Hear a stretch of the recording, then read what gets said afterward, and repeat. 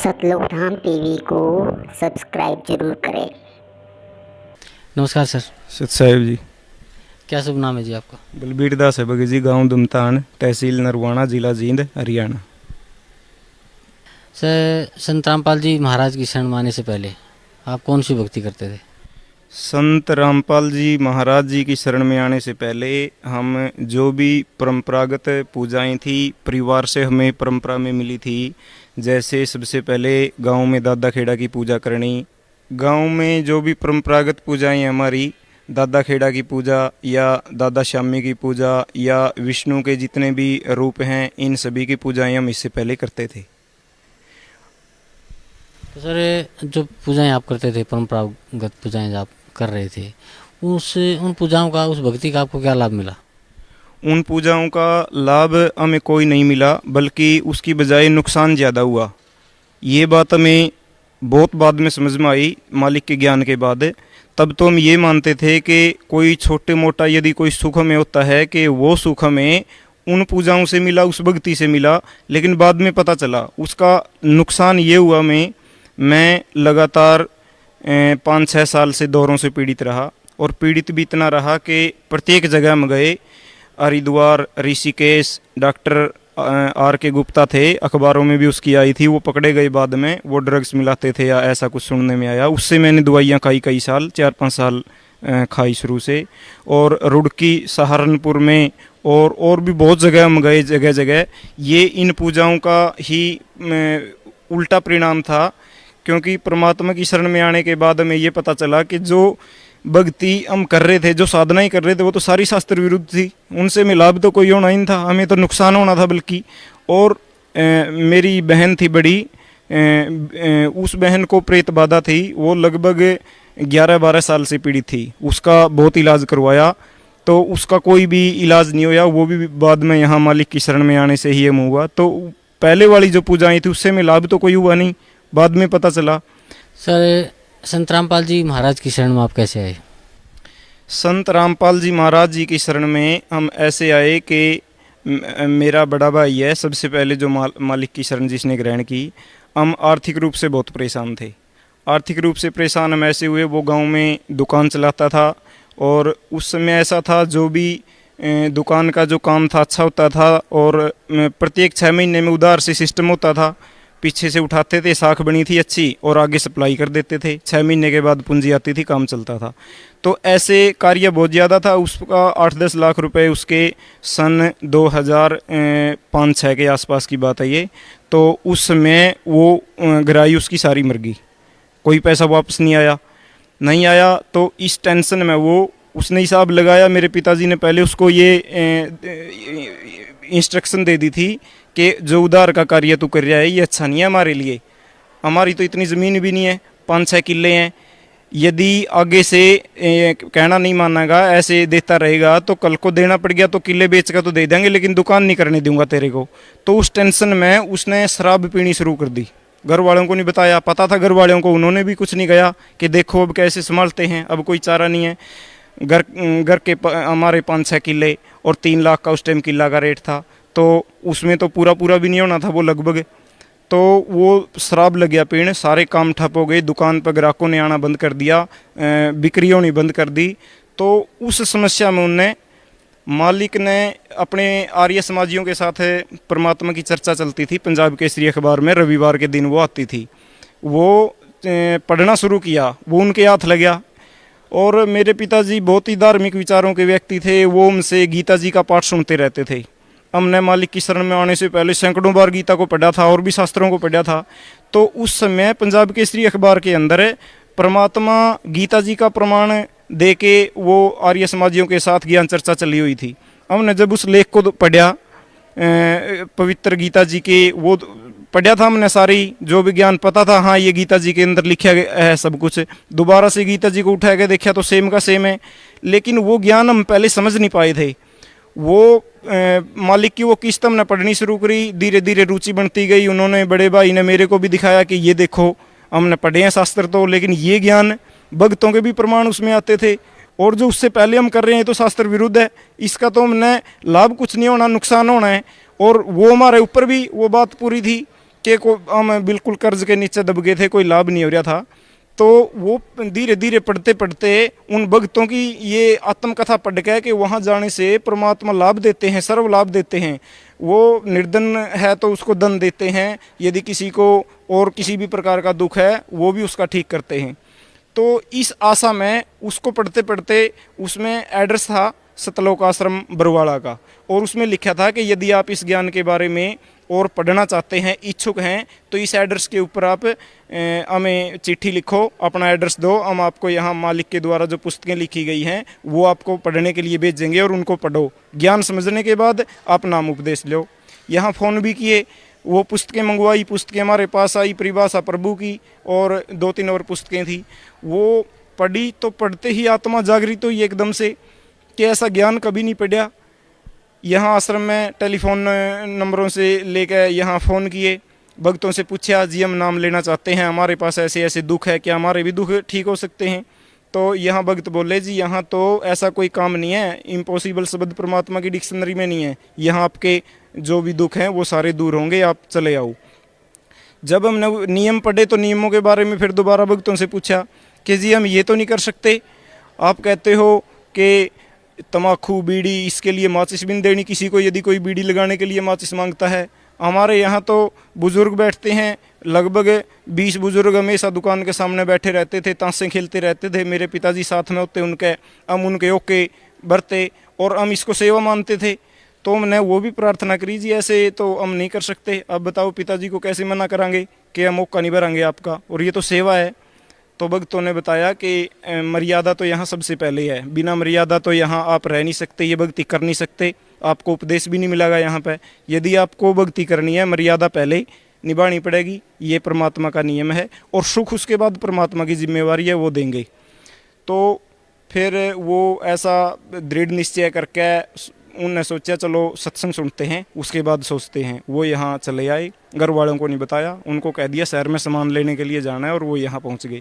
यहाँ आए, मालिक का सत्संग सुना, तो उससे मालिक ने खिंचाव किया और उन्होंने नामदान ले लिया। समस्या बताई परमात्मा को, मालिक मैं तो ऐसे दुखी हूँ। परमात्मा बोले बेटा कोई नहीं, ये वो परमात्मा है, ये सभी के दुख हरते हैं, तुम्हारे भी होंगे, भक्ति करो, मर्यादा तोड़नी नहीं है, मर्यादा के अंदर रहते हुए भक्ति करो और आपके भी दुख परमात्मा हर लेंगे और निश्चित हो जाओ। नाम लेके चले गए। जाते ही अब उस समय जब ये नाम लिया हमने, हमारे पास गुजारे का कोई साधन नहीं था। गुजारे का साधन ये था कि हम घर पे तम्बाकू बेचते थे, कूट के वहीं पे तैयार करके। लेकिन फिर दृढ़ निश्चय कर लिया उनने कि अब हमने ये नहीं करना, परमात्मा की शरण ग्रहण कर लिया, अब यही ठीक करेंगे। और उन्होंने लगभग 1 बोरी तम्बाकू की थी हमारे बिना, जो कुटा हुआ था, मंडल थे, बोरे के बोरे 2-3 बोरे थे, वो जाके बाहर फेंक दिए। तब पता नहीं था इनको ऐसे भी नहीं फेंकना, किसी को देना भी नहीं है, बस वो बाहर फेंक दिए, लोग उठा कर ले गए उनने। और मालिक ने दया करी, वो सिस्टम ऐसा चेंज किया परमात्मा ने उसी टाइम, नाम लेते ही उनके दिमाग से तो बोझ उतर गया। ये याद दिन रही उनके बात के, इतना कर्ज है हमारे ऊपर, 8-10 लाख रुपए हमने देने हैं, पीछे से ना किसी पीछे से जो दबाव दे रहे थे भाई हमारे पैसे दो आप, मंडी से जिन व्यापारियों से हमने खरीदा था उन्होंने भी दबाव देना बंद कर दिया। उन्होंने कहा भाई तुम बहुत अच्छे व्यक्ति हो और कोई नहीं, ऐसी कोई समस्या नहीं, आप देते रहो धीरे धीरे। परमात्मा ने इतना काम बढ़ा दिया, इतना काम बढ़ा दिया। 1 महीना हुआ था हमने, ये करोंथा जब हमने नाम लिया, करोंथा आश्रम से लगभग 2-3 महीने पहले की बात है। और उसके होने से पहले 4-5 दिन करोंथा कांड के होने से पहले हमारी बहन आई हुई थी वहाँ गांव में, वो प्रेत बाधा का शिकार थी बहुत ज़्यादा। तो उस वजह से वहाँ गांव में भी हमने इलाज करवाया उनका काफ़ी, कई साल वो आती रही। गोरखनाथ की चौकी पर आई, वो बालाजी गए, वो हर एक जगह बैठ के। हमारे गाँव में एक बाबा हैं, वो बहुत तपे हैं, बहुत मानते थे हम उनको, भाई ये ठीक करते हैं, वहाँ से भी ठीक नहीं हुई। जब कभी नहीं हुई वहाँ, उस समय घर आने के बाद उनके वो प्रेत बाधा से पीड़ित होगी। और मालिक यहाँ जो अमृत जल का जो प्रसाद देते हैं वो शिष्य हमारे पास थी। जब वो पीड़ित हुई हमने उनसे बातचीत करी, मेरे बड़े भाई आए, उनने उससे कहा, वो चीखें लगी लगान, बिल्कुल गली का ऊपर घर है, तो सोचा भाई ये तो परेशानी होगी, लोग इकट्ठे हो जाएंगे। वो पास आए, उनने उनसे बातचीत करनी शुरू की कि आप कौन हो, इस लड़की से क्या चाहते हो, क्यों तंग कर रहे हो, आपको यदि कुछ करना है। अकेला मेरे भाई ने उस समय अकेले ने ले रखा था, 1 महीने के बाद की बात है। तो उनने कहा इस लड़की को क्यों परेशान कर रखा है, यदि आपने तंग करना है मेरे को कर लो। वो बोली उसके अंदर से कि नहीं आपको नहीं कर सकते हम तंग। क्यों नहीं कर सकते? बोले आपने तो उपदेश ले रखा है और उपदेशी को हम तंग नहीं कर सकते। ये कहते ही फिर उनको थोड़ा और दृढ़ विश्वास हुआ, भाई उपदेशी को आप तंग नहीं कर सकते। तो फिर उनने बताया उनको कि फिर आप हमारे घर में प्रवेश कैसे कर गए, जब मन ने नाम ले रखा है ये मेरा घर है, यहाँ तो आप प्रवेश नहीं कर सकते थे। वो गेट में थी, गेट के बिल्कुल बंद, गेट के बस अंदर की साइड में। वो बोले हम आपके मकान के अंदर प्रवेश नहीं करके हमने, हम तो गेट में हैं। और उसने वापस जाने की जिद कर ली थी उस दिन, लेकिन वो रोक ली थी ज़बरदस्ती। बोले इसने तो जाना था लेकिन आपने रोक ली और मजबूरन बस हम आना पड़ा, नहीं तो हम तो बाहर थे और जाते समय इसके साथ चलते। तो हमारा ध्यान आई कि मालिक प्रसाद देते हैं, जल प्रसाद पिलाते हैं इसको। थोड़ा सा जल प्रसाद पिला दिया, पिलाते ही तुरंत निकल गई वो, उसके बाद नहीं आई। सभी इधर उधर हो गए, चलो भाई ये तो समस्या ख़त्म हुई। और उसको समझाने लगे भाई कल जाओ वहाँ करोंथा आश्रम। मुझे भी चाव था कि करोंथा आश्रम तो हमने देखा ही नहीं, यहाँ बरुवाड़ा में ही हमने नाम लिया था। तो मैंने कहा कि मैं ठीक है भाई मैं सुबह जाता हूँ बहन के साथ और इसको नाम दिलाता हूँ। लगभग 10-15 मिनट के बाद दोबारा से उनको प्रेत बाधा दोबारा से फिर होगी। तो फिर वो उनसे फिर दोबारा उन्होंने चर्चा करी और उनको कहा कि ऐसा ठीक नहीं है, आप इनको तंग नहीं कर सकते और इनको ठीक है कल हम नाम दिला देते हैं, फिर क्या करोगे? और नहीं तो आपको इतने जूते पड़ेंगे, हमारे गुरुदेव आपको बख्शे नहीं। फिर उसके बाद निकल गई, फिर नहीं वो दोबारा से आई। सुबह हम चले ट्रेन से, साथ में मेरी भाभी जी को भी पहले प्रेत बाधा थी। तो ये कह दिया उन्होंने कि सभी को दिलाओ भाई, तुम दोनों को ले जाओ अपने साथ में। मेरे दिल में एक शंका होगी कि सुबह 4 बजे जाना है ट्रेन से और यदि रास्ता में प्रेत बाधा इनको होगी, 2 हैं मेरे साथ में बहन और भाभी, तो समस्या हो जाएगी। वो उस जल की शीशी मैंने साथ में रख ली थैला में कि ये बचाव करेगी।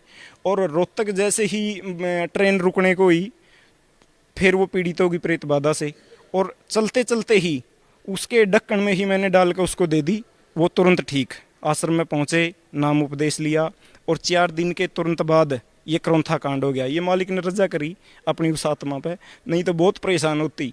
मालिक लगभग 2.25 साल अज्ञातवास पर रहे और उसके आज तक 2013 तक आज तक उनको कोई प्रेत बाधा नहीं है, बिल्कुल वो स्वस्थ हैं और बिल्कुल ठीक है। उसका भी दुख परमात्मा ने ऐसे हरिया। और सबसे मुख्य बात तो ये है कि उनका जो दुख भी हरिया और एक ये मार्ग दे दिया परमात्मा ने अपना मोक्ष मार्ग। और इससे अलग भी जो मैं पीड़ित था, जितने भी हमारे और भी बहुत सी तो ऐसी पर्सनल बातें हैं हम दूसरे के सामने शेयर भी नहीं कर सकते उनको। परमात्मा की सिर्फ हमने एक समस्या जैसी ही आई, अपने मन ही मन एक ऐसे प्रार्थना करी परमात्मा से कि हे परमात्मा ये तो बहुत गंभीर स्थिति होगी, ऐसी स्थिति में तो हम किसी को बता भी नहीं सकते और ये तो सामाजिक दृष्टि से भी आर्थिक दृष्टि से भी बहुत मुश्किल हो जाएगी। जैसे ही प्रार्थना करी परमात्मा से वो समस्या जो बिल्कुल हल होगी तुरंत। तो ये परमात्मा है, पूर्ण परमात्मा है। ये कबीर साहिब हैं, ये संत रामपाल जी महाराज जी के चौड़े में है, लेकिन है कबीर परमात्मा। और इनकी डिक्शनरी में इम्पॉसिबल शब्द तो है ही नहीं, असंभव कुछ नहीं है परमात्मा के लिए। परमात्मा कुछ भी कर सकते हैं। मालिक का ज्ञान सच्चा है, परमात्मा सच्चे हैं और ये भगवान सच्चा है, इसमें हमने बिल्कुल भी कोई संदेह नहीं है। तो परमात्मा ने हमारे तो बहुत दुख रहे हैं, हम गुणगान नहीं कर सकते परमात्मा का इतने, क्योंकि कहते हैं परमात्मा कबीर परमेश्वर की वाणी है कि कबीर 7 समुद्र की मसी करूं और लेखनी करूं बंदराए, धरती का कागज करूं गुरु गुण लिखा न जाए। हम परमात्मा के गुणों का वर्णन नहीं कर सकते। तो ये मालिक का ये अनुभव हो या हमने हमारे जीवन में। सर भक्त समाज को क्या संदेश देना चाहते हैं आप? पूरे भगत समाज को तो हम ये संदेश देना चाहते हैं कि आज ज़्यादातर भक्तों के साथ जो अभी जुड़े नहीं है मालिक से, किन्हीं दूसरे पंथों में फंसे पड़े हैं, उनके साथ समस्या ये है कि वो इस ज्ञान को सुनना ही नहीं चाहते। तो सबसे पहले तो उनको यही प्रार्थना है, जो भी सुन रहा है इस हमारे एपिसोड को, तो उनसे ये प्रार्थना है कि आप बिल्कुल निसंकोच होकर और बिना किसी का पक्ष लिए आप निष्पक्ष होकर इस ज्ञान को सुनो। बिना ज्ञान सुने तो आपको पता ही नहीं चलेगा सच क्या है झूठ क्या है। और ज्ञान सुनने से ये किसी को चिपट नहीं जाएगा कि ज्ञान सुन लिया तो ये ऐसा है वो छूट नहीं सकते इससे। ज्ञान सुनो बिल्कुल विवेक से, धैर्य से, शास्त्रों मालिक प्रमाण देते हैं, बिना प्रमाण परमात्मा एक भी बात नहीं बताते। जो भी प्रमाण देते हैं आप उसका मिलान करो शास्त्रों से। और पवित्र गीता जी में लिखा भी है कि अर्जुन तेरे लिए कर्तव्य और अकर्तव्य, करने और नहीं करने वाले जो कर्म हैं उनके लिए शास्त्र ही प्रमाण है, और तो है ही नहीं कोई। संत तो यदि हम माने तो संत तो इतने हैं, हम किस पे विश्वास करांगे? क्योंकि अर्जुन ने पूछा, कहा भी है जी संत तो बहुत है यहाँ पे, बड़े बड़े महामंडलेश्वर है, किसकी करूं पूजा? तो उसके लिए शास्त्र ही प्रमाण है। और जो परमात्मा सतमंत्र देते हैं उनका प्रमाण देते हैं परमात्मा। पवित्र गीता जी में लिखा है ओम तत्सत इति निर्देश ब्राह्मण त्रिविध समर्थ है, कि उस पूर्ण परमात्मा की यदि भक्ति आपने करनी है, यदि मोक्ष प्राप्त करना है, तो उसका तो 3 मंत्र का 3 विधि से सुमरण करने का मंत्र है। तो भगत समाज के लिए यही संदेश है कि परमात्मा की जो भक्ति है वो बिल्कुल प्रमाणित है, शास्त्रों में प्रमाणित है पूरी तरह से। आप इन प्रमाणों को देखें, परमात्मा का सत्संग सुने बार बार, और इससे सच्चा ये जो मानव जीवन है हमारा बहुत ही दुर्लभ है। परमात्मा कहते हैं कि ये मिले ना बारंबार, ये बार बार नहीं मिलता। तो जितने भी जहाँ भी फंसे पड़े हैं किसी भी, परमात्मा ने सभी संतों का जाड़ा दे दिया, प्रोजेक्टर के ऊपर उनके प्रमाण दिए जाते हैं। मालिक कुछ भी किसी की ना तो निंदा करते, और जो कहते हैं वो स्पष्ट कहते हैं। चोर को चोर कहना बिल्कुल निंदा नहीं होती। यदि कोई चोर कहता है कि हमारी निंदा करता है, तो ये तो फिर निंदा की परिभाषा परमात्मा बताते हैं, फिर वो जानते नहीं। तो भगत समाज को ये बिल्कुल निष्पक्ष होकर इस ज्ञान को सुनो, और फैसला फिर आपको ही करना है, किसी के ऊपर मालिक बिल्कुल नहीं थोपते, अपनी मर्जी से आओ। यहाँ आने वाले जो भगत हैं वो आते हैं जो दुखी हैं, ज्ञान भी, और परमात्मा कौन है, कैसा है, किसकी भक्ति करनी चाहिए, हमें तो कुछ भी पता नहीं था, ये भी परमात्मा बताते हैं। परमात्मा कौन है, उसकी भक्ति कैसे करनी चाहिए, ये भी परमात्मा बताते हैं। जब हम यहाँ जुड़े नहीं थे, हमने तो कभी सपन में भी नहीं सोचा था कि कबीर साहिब भगवान हो सकते हैं, और परमात्मा ने सिद्ध कर दिया।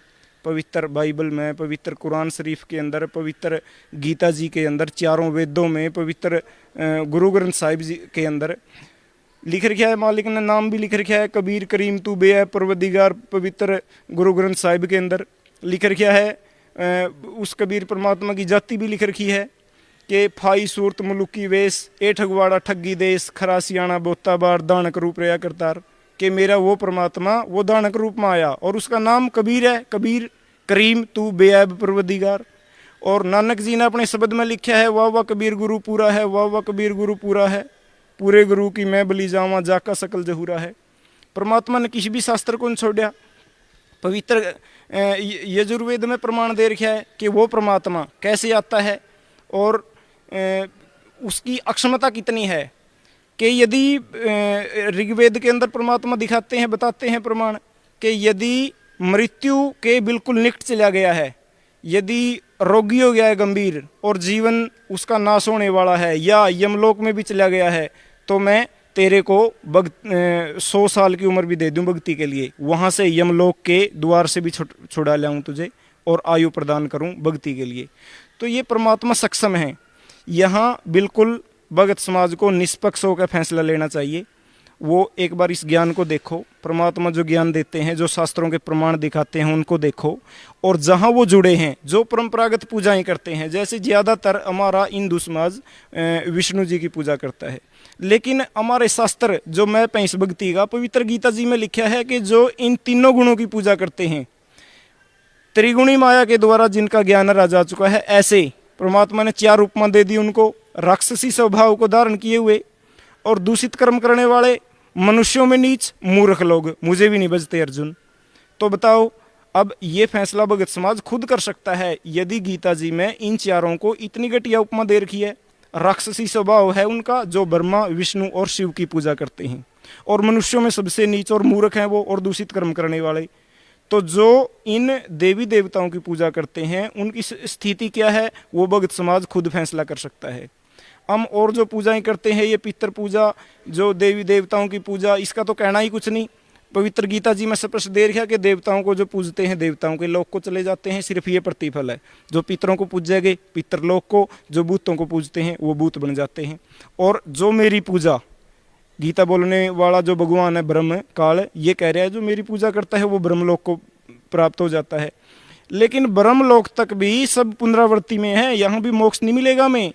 सिर्फ ब्रह्मलोक को चले जाएंगे, जितना समय है वहाँ व्यतीत करने के बाद फिर 1,84 में आना होता है। तो परमात्मा प्रमाण देते हैं, परमात्मा कुछ भी बिना प्रमाणों के नहीं कहते। हमारे शास्त्रों में जब लिखा है यदि हम उसके खिलाफ भक्ति करते हैं, उसके विरुद्ध शास्त्र विरुद्ध साधना करते हैं, तो ये प्रेत योनि, पितर योनि, ये इनको हम प्राप्त होंगे और हमारा जो ये मनुष्य जन्म है ये बेकार चला जाएगा। तो सभी भगत समाज से मेरी यही प्रार्थना है कि संत रामपाल जी महाराज जी ने जो ये मार्ग चलाया है और परमात्मा का ये मार्ग बिल्कुल प्रमाणित है, आप इसको सुनो और इसको ग्रहण करो। आपके इस जन्म के जो दुख हैं वो भी दूर होंगे। यदि आप गरीब हैं या शारीरिक रूप से दुखी हैं या आपको किसी भी प्रकार का दुख है वो भी दूर होगा और आप मोक्ष प्राप्ति भी करोगे, जो सिर्फ ये एक ही जगह है यहाँ पूरी सृष्टि के अंदर, 21 ब्रह्मांड के अंदर, जहाँ पर मोक्ष प्राप्ति हो सकती है। नहीं तो ये ज्ञान किसी के पास नहीं है, इसकी तो बनक भी नहीं थी हमें कि ऐसा भी हो सकता है, और परमात्मा ने सिद्ध कर दिया। और उस सतलोक को यदि प्राप्त करना है, उस धाम को, तो यहाँ आओ संत रामपाल जी महाराज जी की शरण में।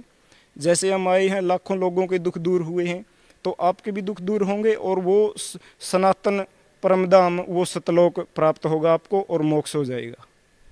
जी धन्यवाद, आपको बहुत बहुत धन्यवाद। धन्यवाद सत्साई।